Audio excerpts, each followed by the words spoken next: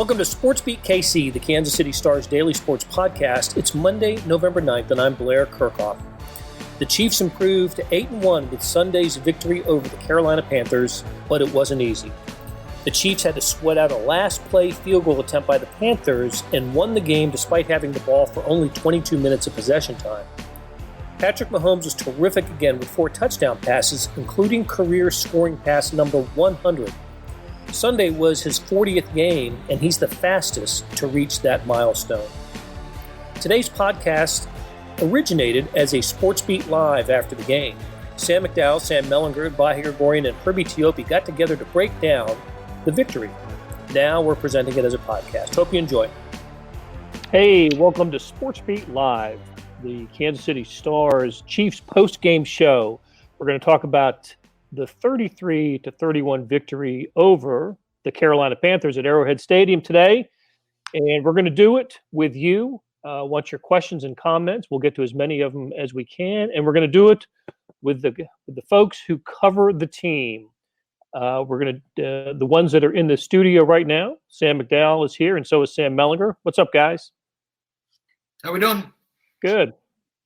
Better now. I know I can hear you. That's always good. Later on, Vahe Gregorian and Herbie Teope are going to join us. The game went a little late today, so that's why we're an incomplete panel at the moment. But all right, but let's start by saying that I don't know what I expected from this game, but I guess one scene that I did not anticipate was a Chiefs sideline jumping for joy when the clock hit 0-0-0 because a Panthers kicker missed a 67-yard field goal attempt at the end.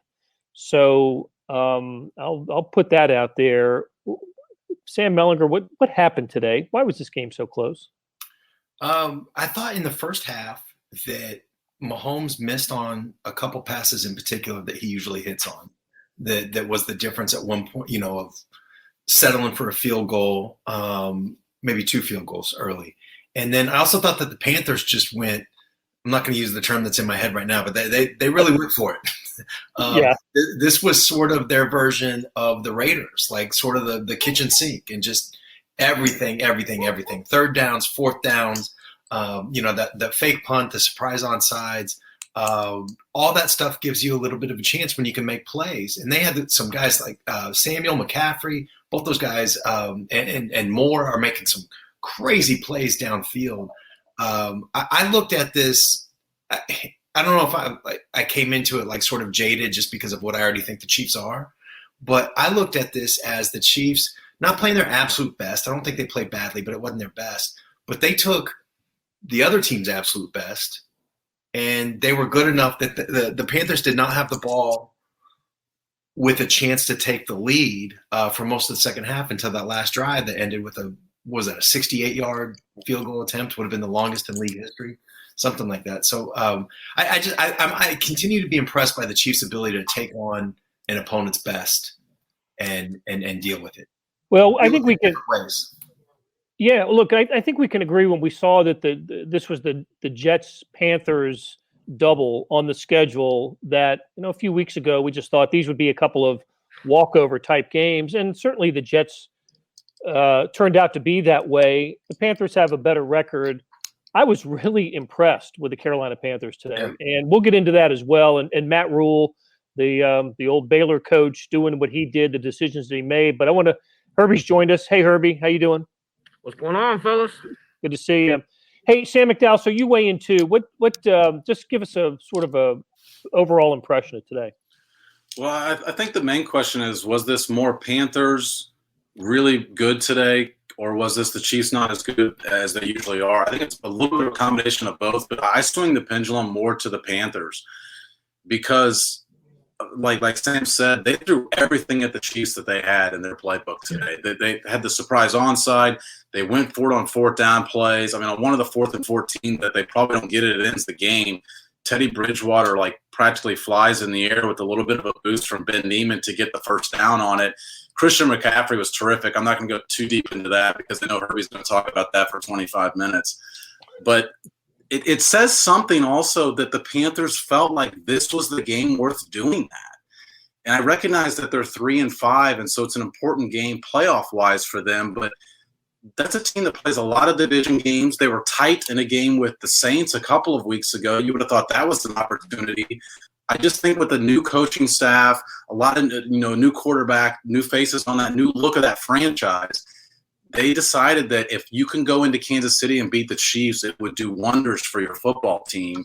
And so you've got teams now coming into Kansas City that have decided this is the game that they feel like could be their biggest game of the season. I thought the great decision making by Matt Rule started. Well, first of all, let's qualify this. They're great decisions because they worked. He probably got more than his fair share of successful finishes on these risk reward equations, but just when they won the coin toss and took the ball. So that's how confident he was that that the Panthers could do something. And what do? They march 75 yards, 15 plays in 9 minutes, and I think at least set the tone for the first half. So, Herbie, general impression on today, and were you as impressed with the Panthers as I was? Absolutely. And, it goes back to our show on Thursday when you specifically asked me about the Panthers and what I thought about them. They are a completely different team with Christian McCaffrey. There's just no other way to say it. And then here we go. I see McDowell over there grinning and Mellinger. I was trying to hold it in. I was trying to hold it in for you, buddy. From my time down covering the NFC South, I got to look at Christian McCaffrey a lot. And it's a double feature. He's a special running back. And here's the other thing about that, too. That's a tailor-made offense for Teddy Bridgewater, who spent time with offensive coordinator Joe Brady with the New Orleans Saints. So, when all that comes together and, you talk about that first drive and all the questions that we had, whether McCaffrey was healthy, were effectively answered on that first drive. 15 plays, 6 touches went to McCaffrey. And of all people to leave uncovered, why in the world would you leave McCaffrey uncovered? That's like leaving LeBron James uncovered in the lane. You just don't do that. But, hey, the Chiefs took their best shot. And that's the thing that's impressive to me. They took their best shot, and they came out and won. And that's a sign of a very good team. Today was the first time I'd seen Christian McCaffrey play in person. He wasn't on the team the last time the Chiefs played the Panthers. And I marveled at his toughness. And in the second half, when they had to continue to move the chains, you had Chiefs defenders bouncing off of him. Him running over guys and not they just weren't able to tackle the guy. And I was really impressed. As Vahe Gregorian joins us. Hello, Vahe. Hi, Blair. I'm about 50 yards away from you, and I'm hearing a lot of really loud noises here. I don't know if you're having those in your soundproof area, but that's all. I just want to say that. That's it. Okay. That's all I got. That's my intro. Okay. Yeah, that was good information. Appreciate that. Hey, so let me see if this makes any sense. It's the first time I saw McCaffrey in person. Obviously, Herbie has seen him play before. So the Carolina Panthers are a team that the Chiefs don't play. They watch film of them just like they do every opponent. It's a team that came in with a 3-5 record, not a contender, not a team that's ever broadcast to 85% of the nation. First year coach, really not going anywhere this year. Is this the type of team that maybe, when the Chiefs get ready to play the Ravens, I don't worry about the Chiefs being up for that game. And their next game in 2 weeks is going to be against the Vegas Raiders at the new stadium. I'm not worried about the Chiefs getting ready for that game as well. And when they go play at Tampa Bay and at New Orleans, and when they play Tua again in the Dolphins, I just think, boy, there's something there to look at and to understand and be ready emotionally for. And I just wonder if that was not the case today. I don't think it was the case at all. I mean, they certainly knew their opponent. They knew what that opponent was capable of doing, especially when you've got that star-type player in McCaffrey. I think that applied more so to last week against the Jets, where, I was worried that was a game, they came out flat. It would have been totally understandable. But it was just a matter of the Panthers executing. The Panthers taking the ball first. Hey, we want the ball and we're going to score, and they did it. That set the tone for them. And then they jumped out to that 14-6 lead. The Chiefs over the past couple of weeks have excelled in keeping teams out of the end zone and holding them to field goals. And the Panthers were doing that to the Chiefs, which is why this win to me was so impressive, because they were able to flip it back around after the Panthers kind of stymied them. All right, before we get into Patrick Mahomes and what went right for the Chiefs today, I wanted to get you guys' opinion on the Chiefs' last offensive possession. They recovered the onside kick after Carolina makes it a 2-point game, so they get the ball in Panthers territory. Run goes nowhere. Mahomes gets sacked. A screen pass to Darrell Williams for 3 yards. Tommy Townsend does have a nice punt, right? His only punt of the game lands at the 9. But you know what? The Panthers have almost 2 minutes to go, and I think a team with maybe a better quarterback can make a little more hay than Carolina did. But they did get into they got close enough to at least attempt a field goal. Let's break down that Chiefs possession and what can we say about that? Well, I personally would. I thought they should have tried to score. They should have at least tried to get first downs. I mean, they had scored on their previous 3 drives, went for touchdowns. The one before that was the missed field goal. So really, they should have had 4 consecutive scoring drives. And I'm not saying I would always go for it in that situation, but I thought that the circumstances dictated they should. Like I said, based on the track record, and obviously the quarterback goes into it, right? I mean, that's part of the equation when you're doing the math. But we knew that the Panthers kicker had a big leg. Heck, he kicked one ball 10 rows into the stands on a kickoff at one point. I didn't think the Panthers would have to get that many yards to make it interesting. And the Chiefs had the best possible punt they had, and they were still almost in trouble in the last play of the game. The first down play I don't mind. The second down play is the one I wasn't crazy about. Your quarterback was just on absolute fire today, and I thought I'd put the ball in his hands rather than my defense's hands. Blair, Lady Luck was on the Chiefs defense side, though. Sorry, Melly. Lady Luck was on the Chiefs side there late in the game, because I don't know if you guys noticed it from watching it on TV. Christian McCaffrey was out on the sidelines like the first couple of plays, and then he got dinged up. So he missed a good chunk of that drive. By the time that the Panthers crossed midfield, they didn't have that much time left, and that's when McCaffrey re-entered the game, and it was just too late then. Yeah, but my look on the Chiefs' last drive is a little bit similar to what Sam just said, but I know you just said you didn't mind the 1st and 10 run. I hated that. I just thought that they hadn't been – I get why you do it, make them burn the timeout and hopefully you get some yards, whatever. But I just feel like it's so unique to have this quarterback with these players around him. And you've been attacking and it's been working. Your strengths are your strengths. Like if I'm going to win or lose based on how Patrick Mahomes performs with Travis Kelce and Tyreek Hill and on and on and on, I take my chances there. And I think just a handoff to Le'Veon Bell is probably what the Panthers want you to do there. It is interesting. Go ahead. Go ahead.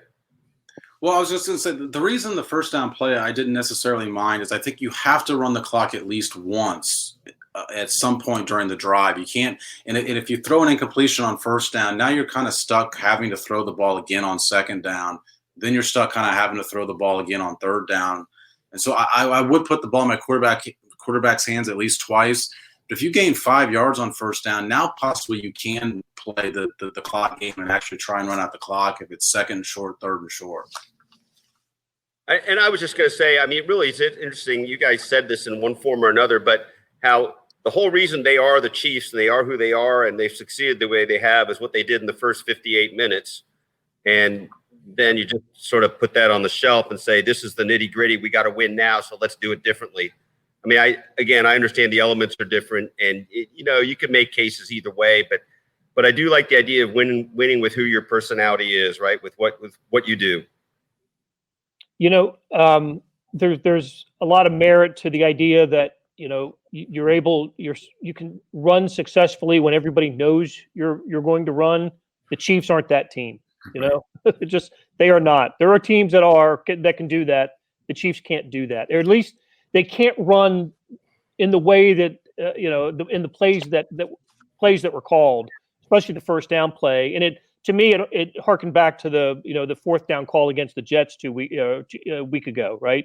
They tried to pick up the first down there. So they just can't, they just can't move people up front, and so you have to play to your strength. and it's not what the Chiefs did there. So almost came back to bite him. Hey, who was the guy who ended up breaking up Teddy Bridgewater's last pass attempt? Because that ended up being a hell of a play.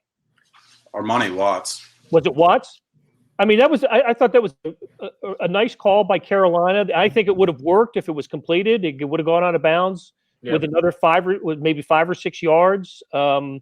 And with 1 second to go, I thought that was a great call by Carolina, and a heck of a play if it was Armani Watts. That's a heck of a play by him. Yeah, most defenders are expecting a Hail Mary, I think. I thought they were throwing a Hail Mary on that play with only 5 seconds on the clock. So more than anything, it was just a mentally aware play to realize the fact that they weren't going deep on that play.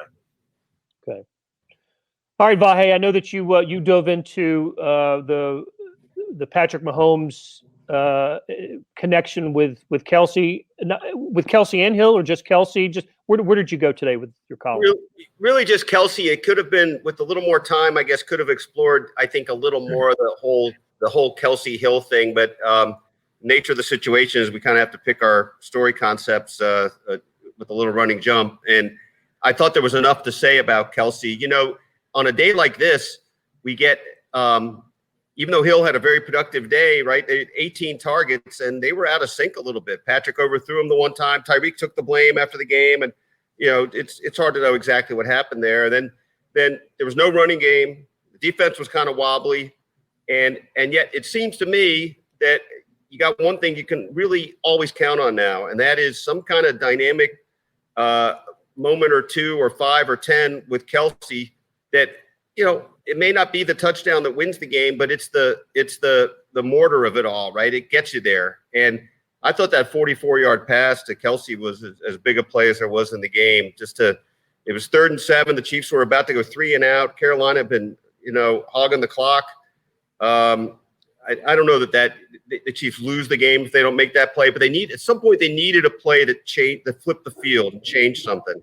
And I thought that play was it. Tell you what, he is, as much as he's ever been, a mismatch. He is just impossible to defend. I mean, it's just impossible. And the routes he runs are really good. And except for that one fumble, was it in Buffalo that he lost the fumble? That he and Bieniemy got into it a little bit. I thought if anybody deserved a touchdown reception today, it was Kelsey. And of course, he didn't get one, but he could have had one on the 28-yarder to Tyreek Hill. Kelsey was right behind him, and he was open too. So could have had a touchdown reception. Anyway, I thought Kelsey had a good game. And then I heard Patrick Mahomes say something today that I guess I hadn't heard him say and didn't realize, that until he got to the Chiefs, Mahomes had never played with a tight end. Yeah. How interesting was that? Yeah, that was really interesting. And he just kind of blurted it out, Because I think I might have been my question. I can't remember, but I think he misunderstood my question, but answered it better than the question deserved. It was something along the lines of asking if he'd come to take Travis for granted. And he immediately said, I never take that for granted. I never even had a tight end before. Yeah. So Adam Cook, his awesome high school coach, played at Texas Tech. I don't think extensively, but he was there at Texas Tech and just basically runs Texas Tech stuff at was it White House High School or whatever. So it's something we should have put 2 and 2 together. But yeah, but in fairness, Travis Kelce plays tight end not as much as he plays receiver sometimes. Yeah, I mean that's kind of an interesting question overall as we define the modern tight end, right? But there is clearly a special chemistry between them, and it shows up in these moments. And there is something about just the count on it kind of thing with Travis. I mean, I know, look, Hill is unbelievable, but I think we can see hit and miss with Tyreek and Patrick sometimes in ways that we don't really see with Patrick and Travis. Well, let me just say it's always the goal of all of us to have an answer become better than the question, and you get fortunate that way. Hey, it's Blair.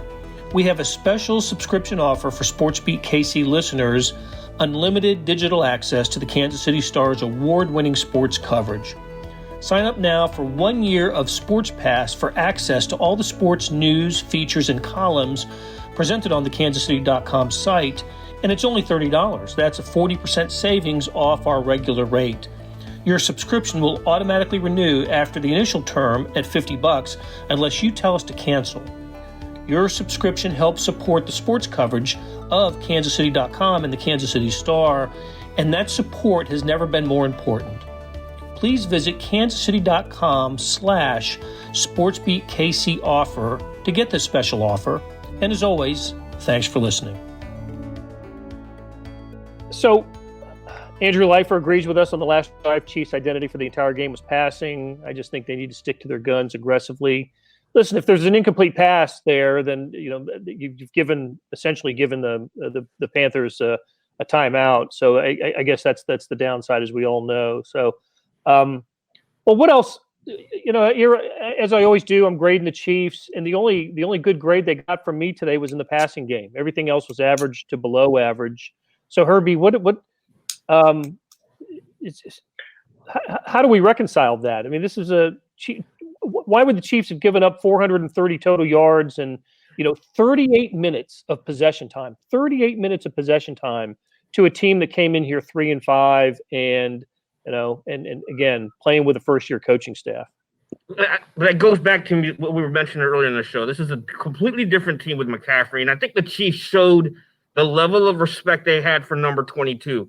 When you assign a defensive player to shadow an offensive player, that's respect. That's telling the other team, we know that you're capable of hurting us, so we're going to put one guy on you, kind of like the boxing one, And then Daniel Sorensen, even though 22 did rack up 151 total yards and a touchdown, Sorensen did a pretty good job there limiting the damage. All right, are we? Where's the concern meter for Harrison Butker?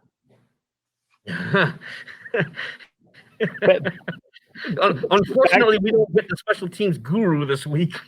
No, They're on a bye. Hey, six missed extra points this year. He entered this season a career average of 93, something like that. He's in the 70s now. You got to be concerned. Another missed field goal. I know the conditions on the field today the wind was all over the place. I mean, you saw the field goal. Vahe and I were laughing about it in the press box. The Panthers kickoff went like this, and then the wind got a hold of it, and it went that way. I know it was windy down there, but man, you got to be a little concerned here. It's an interesting question. It's like the home run hitter, who's going to hit 52 homers or something, and then he's whiffing a lot, not knocking in the runs you need him to knock in. I mean, when he can hit those long range balls, that's the kind of thing not every team has. But on the other hand, you got to have the DNA of knowing you've got an extra point being made every time you score a touchdown. Herbie, we didn't get to this, but who ended up on the injury list today? Oh man, Taco Charlton fractured leg. Rashad Fenton with an ankle injury. Mike Remmers left the game shortly with a rib injury, but he did return. And Antonio Hamilton has a hamstring injury. You're probably not going to see Taco Charlton with a fractured leg or a fractured bone in his leg. But the good news is they got the bye week next week. So all these hamstring injuries, these soft tissue injuries, you got an extra week to heal. Hopefully, with Mitchell Schwartz not playing, maybe that was by design. You knew the bye week was coming. We knew Sammy Watkins returned to practice this past week in a limited fashion, which means he's getting closer to returning. Not having him play today and give him the bye week as well, you think they're probably going to come out of that bye week healthy. L'Jarius Sneed probably is going to be back as well. Another thing that came out of the post game was Frank Clark, the last player that we talked to today, said second half of the season, which of course to the Chiefs is post bye week. Look for Chris Jones to be playing more outside, so less inside, more outside. So I thought that was interesting as well. They're probably going to need that too, because with Alex Okafor on injured reserve and now Taco Charlton injured, you are going to need that versatility. Thankfully, you got Tershawn Wharton. You see that one pass rush when he burst through the middle there, I was like, holy smokes. And then I know, like, we were like, how in the world did this guy go undrafted? You know, we're at that point now where Tershawn Ward, and we're asking, how did this guy go undrafted? Had a hell of a season. Melly, I didn't get to what you wrote about. What's big picture? Yeah, the sort of at the gun, the instant column was just about how this team just survives. It's kind of something that we've talked about, that a lot of us have written about before. Just it's like they've got all the answers to the test already. And so, like Blair, I think it's really interesting that you just mentioned this, that the only thing that you gave them a good grade on was the passing game. And that's all they needed. You know, that's all they needed to win a game. And, you know, sort of along those lines, the other thing that I haven't sent it in yet, but it's going to be, I think Patrick Mahomes is the MVP. And I understand that I'm watching all of his snaps 3 times at least. And I'm not, you know, I'm watching Russell Wilson mostly on highlights. So I get that part of it. But Russell Wilson turned the ball over 4 times today in a loss. Patrick Mahomes has turned it over once all season, right? He's on pace for 4,777 yards. 40, I had it written down, but I think 45 touchdowns, 46 touchdowns, something like that. And then obviously, like, I guess 2 interceptions. So, you know, I mean, how's that not MVP? And I get, like, Russell Wilson's going to throw for 50-some touchdowns maybe, and he's got a crap defense. And so that goes along with the let Russ cook thing. There's going to be some energy behind him. But Mahomes is putting up numbers that people have just never, ever seen. And I liked your line of questioning, which you're asking Kelsey and Andy and even Patrick himself, what do you see that's different about him? And I think they all sort of agreed that it's, you know, Mahomes says he's just that much smarter than he was a couple years ago. But, you know, Andy Reid's the game's different for him now. To me, it's the elimination of the mistake. It's not the spectacular play. Look, he overthrew Tyreek Hill, right? He had Tyreek Hill in the end zone for a touchdown I think it was their second possession when they settled for the long Butker field goal. He had, you know, Hill had a step on his guy. That was going to be a touchdown, and they miscommunicated. Hill took the blame for that, by the way, in the post game. But that you see. What you don't see is you don't see the interception. You don't see the silly play. And look, the Chiefs aren't in a position often this season for him to have pressure to make a play. They're usually in the lead. You know, he's defenses are playing in a way that there's a lot more safer passes for him to throw underneath. And every time I see Kelsey, you know, catch a ball, there's hardly anybody around him. I mean, that speaks to his route running, I think. And so anyway, I'm not saying that. I think it's all part of the evolution of the offense, and Mahomes is obviously the key component to it. Yeah, there's something going on with him too. Like it's not a criticism, right? But in the MVP talk, it would be fair to point out, and I get DK Metcalf, I get what he's doing, but it's always fair to point out that Patrick Mahomes is being coached by Andy Reid and Eric Bieniemy, and he's got Tyreek Hill and Travis. You know, he's in a position, and my dog is very excited about it too. Sorry. He's in a position to succeed, but what he's doing sort of subtly, Blair, you just mentioned the turnovers, and that's a huge deal, obviously. But he also does a million things, and Andy Reid brought this up, a million things that we just can't notice, you know. And he brought up the Richard Sherman thing. I don't know how many people saw that interview he did with Chris Collinsworth, where he was talking about he had pounced on what he thought was going to be a pick six, and like in the middle of his delete, he's already cocked back to throw it. And as he's going forward, he adjusts his target to take Tyreek away from the defense and its completions. And there's just – it's next level. You know, if you're as talented as Patrick, you're not supposed to be as smart. You know what I mean? And if you're as smart, if you're as heady, you know, that you're not supposed to be able to do the things that he can do physically. And that he has both, backed by an outrageous amount of support with skill position and coaching. It's just it's what we see. That's how you get to, you know, these ridiculous numbers and moments. Barbara Hedrick says good dog, and she is usually. And Kathy Christensen wanted to know how much of a factor the weather was today, or the wind. I'm sorry, the wind was today, and we addressed it earlier, but it was absolutely breezy out there. And Mahomes was asked about, or was it Tyreek Hill? I forgot who was asked. Maybe it was Kelsey. I can't remember. Was it Tyreek? about deep balls in the wind, but he said it's the shorter passes were more difficult. What did he mean by that? Anybody have any idea? I thought that was really interesting. Yeah, I mean, I think what he means is like on the deep balls, you've got time to adjust. And this is him talking because Tyreek is next level tracking the ball. He can do it like few can. But I think his point was the longer the ball's in the air, the more time he has to adjust and get to where it's going to land. But on the short passes, and sometimes they're no look passes. He's got all that, and it's just less time to react, less time to adjust. I think that's what he meant by it. But you could see on some of those field goals and kicks and stuff, it was howling down there. There was one short pass, I think it was fourth quarter, from Patrick to Tyreek. It was maybe an 8-yard pass that sailed.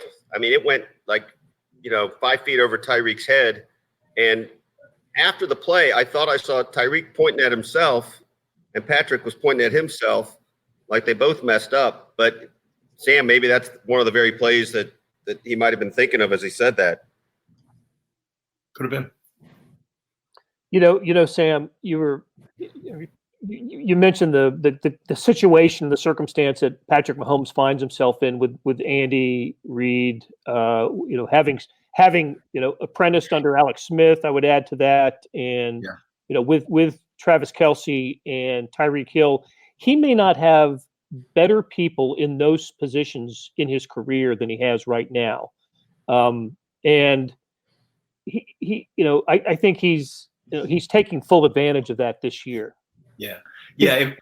If he ever has better support than he has right now, then I'm dying to see what that looks like. I can't wait for that moment. But it's also he's making them all better too. Like Andy Reid never won a Super Bowl coaching like normal quarterbacks, and he had a long time to try and do it. And Travis Kelce wasn't. He's great on his own. Tyreek Hill great on his own, but Mahomes makes everybody from Mark Donovan and Clark Hunt all the way down. He's making everybody in that organization better as well, for sure. What about the beat writers that cover him? The columnists and 100%. Yeah. Yeah. The only thing that rivals it from a content perspective is 2012, but nobody wants to go. No. Yeah, fight City Hall, Sam. Come on, man. Yeah. Well, I thought these have been two remarkable weeks for Mahomes. 9 touchdown passes, no interceptions. Yeah. I haven't the yards add up to almost 400, 800 yards, right? A little bit under 400 today. It's just he's just on an incredible streak right now, and I don't even know if you can call it a streak. And it's necessary too when the Chiefs don't run the ball as effectively as they need to be running the ball.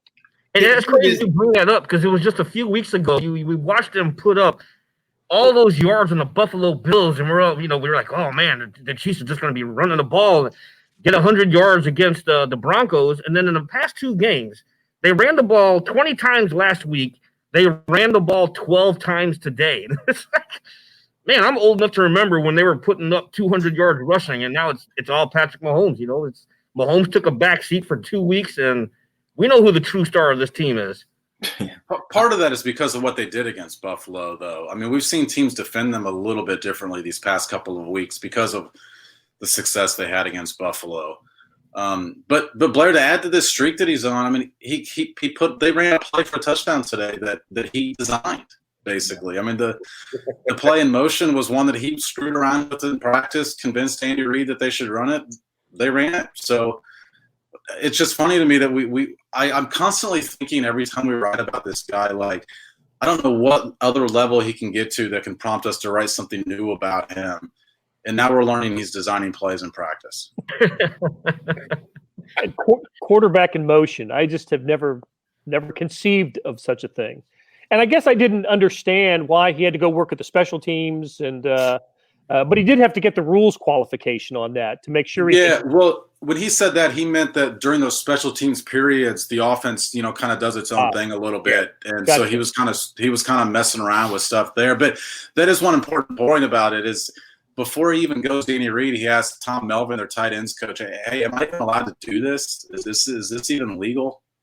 And that kind of speaks to like there's that mind meld that we talk about a lot though between the quarterback and the head coach here, because that reminded me of Andy Reid is always trying to push the boundaries as well, and it reminded me of the what do they call it, Rose Bowl right parade, of trying to figure out, can we still do that? Is this still allowed? And then additionally, before every game except for the Super Bowl, we find out later, telling the referees, hey, we've got this, it's not a penalty, don't call it a penalty, here's what's coming. And it's just a little bit reminiscent of Mahomes just doing that, like, can I even do this? Because like I don't know how many combined years we all have of watching football, but it's more than a couple. And you'll see quarterbacks go in motion sometimes, like wildcat, stuff like that. But I've just never seen a quarterback take the snap while in motion. On the run, never seen that. I like the idea that Andy now has Patrick watching like the 1917 Rose Bowl right. for his own inspiration. By the way, the Penn Quakers played in that. Yeah. Well, I kudos to Austin Ryder, who had to snap the ball to. I was wondering that, Blair.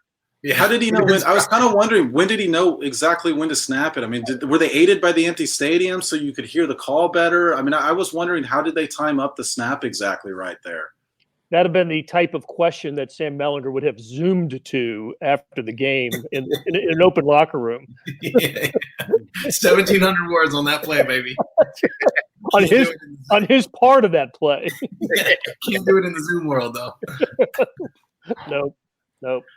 Okay, so let's a couple of thoughts as we close it out. A lot of people are mentioning Alex Smith, who got in the game today and threw a touchdown pass. How cool is it to see Alex Smith? And Travis Kelce was asked about Alex after the game as well, and had a nice comment on Alex Smith. Said he wanted to get Alex Smith to a Super Bowl, and sorry he couldn't. So it really great to see. Wow, what a story, Alex Smith. It's unbelievable. I'm definitely not the first person to say this, but I'd like to amplify it. Like they should name it the Alex Smith Comeback Player of the Year award. I've never seen anything like it. I've never seen anything like the injury that he had. That ESPN did a great, I don't know if it was a 30 for 30 or whatever the documentary was. It was phenomenal. So, okay, it is a bye week for the Chiefs on and 9 weeks into the season. They need one, and a lot of players are asked about it after the game. And usually it's a time for them to get out of town. Those that live outside of town, I don't know how much of that'll be happening, but here's hoping that they can stay COVID free.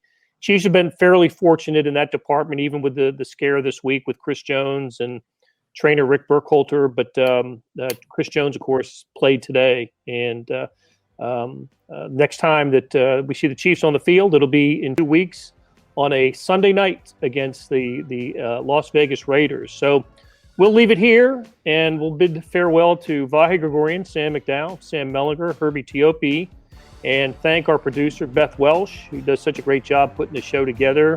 And we will talk to you guys again soon. Thanks a lot. That'll do it for today. Thanks to our production staff of Derek Donovan, Randy Mason, Beth Welsh, Jeff Rosen, Chris Fickett, and Savannah Smith. Tip of the cap to the A-team, Sam McDowell, Sam Mellinger, Vahe Gregorian, and Herbie Teope for stopping by and talking Chiefs. Links to their stories can be found in the show notes and on kansascity.com. Hey, we got another deal for you, especially for those who want to deep dive into the Stars' terrific Chiefs coverage. For a limited time, you can subscribe to Sports Pass for 99 cents a month. That's right, 99 pennies a month. After 3 months, it auto-renews at $5.99 a month unless you cancel. How do you get it? You go to kansascity.com/sportspass2020. That's kansascity.com/sportspass2020. Do you want more than just sports coverage? I know I do. Check out the entire Kansas City Star product. Sports news, features, commentary, and analysis, the whole thing. You get all the stories written by my talented colleagues, plus additional news, sports, and business coverage with the e-edition. The details for all of these deals can be found at account.kansascity.com/subscribe. And I know that's a lot of dots and dashes, and if you're having trouble hunting down any of these offers, you send me an email, bkirkhoff@kcstar.com, and I'll get you to the right place. So whether it's the Sports Pass or the full subscription, you're getting and supporting the best sports and news coverage in Kansas City and helping us produce programs like SportsBeat KC. Thanks for listening, and we'll be back on Tuesday with another episode.